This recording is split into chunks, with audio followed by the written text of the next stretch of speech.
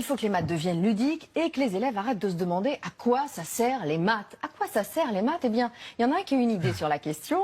Le philosophe et ancien ministre de l'Éducation nationale, Luc Ferry, il était ici à votre place hier. Écoutez. Ici. Je vais choquer mon camarade Cédric Villani, que j'aime beaucoup, mais la vérité, c'est que dans la vie quotidienne, les maths ne servent à rien. Dans la vie quotidienne, le type de raisonnement qu'on utilise n'est jamais mathématique en vérité. On utilise l'argumentation. En mathématiques, on démontre, on n'argumente pas. C'est pas du tout le même type de raisonnement.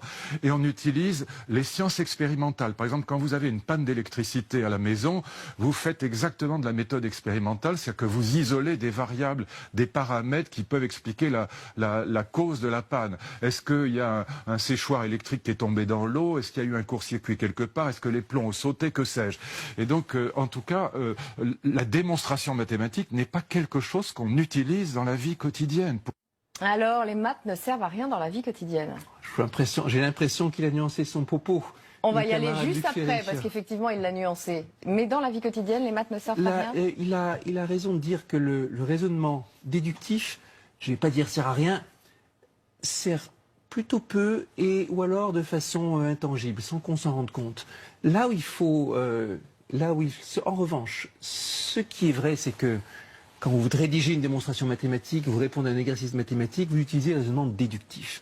Mais quand vous apprenez, et on parlait tout à l'heure de ces manipulations, expérimentations, telles qu'on les voit dans la méthode de Singapour ou dans d'autres méthodes, mon collègue Thierry Dias a fait un très beau livre sur ce sujet. L'expérimentation en mathématiques fait partie aussi de l'apprentissage. Même si dans le résultat final, vous enlevez les expériences, dans l'apprentissage, il y a de l'expérimentation. Donc vous dites... Luc Ferry n'a pas tort de dire que ça ne sert à rien, mais ça sert un peu, c'est ça? C'est un tout petit peu. C'est pas le résultat mathématique qui sert dans la vie de tous les jours pour tout le monde. C'est la démarche qui vous a mené à vous installer.